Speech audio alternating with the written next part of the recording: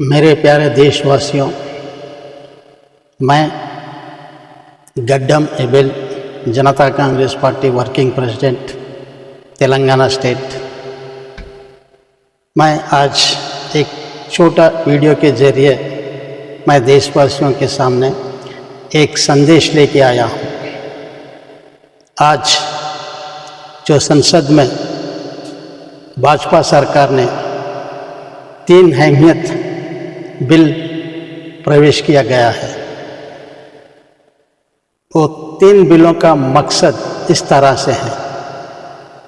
पहला bill delimitation, दूसरा महिला रिजर्वेशन, तीसरा केंद्र पालित राष्ट्रों का जो कॉन्स्टिट्यूंसीज बढ़ोतरी के लिए।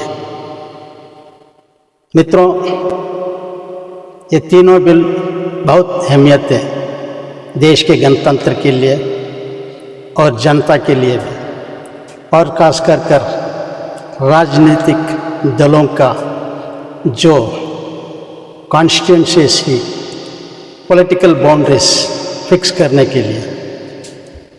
ये डिलिमिटेशन पहला बिल के लिए अमेंडमेंट की ज़रूरत है आर्टिकल 82 ऑफ इंडियन कॉन्स्टिट्यूशन के जरिए, और उस बिल पास होने के लिए 2/3 मेजॉरिटी का भी बहुत ही ज़रूरत है। मगर बाकी 2 बिल साधारण मेजॉरिटी से पास हो सकता है। मित्रों, ये जो डिलिमिटेशन जो बिल आज पार्लियामेंट में स्पेशल सेशन के जरिए प्रवेश किया गया है, ये बहुत अहमियत है देश के लिए भी और हर राजनीतिक पार्टी दलों के लिए भी। अकॉर्डिंग टू कॉन्स्टिट्यूशन मित्रों, 550 संसद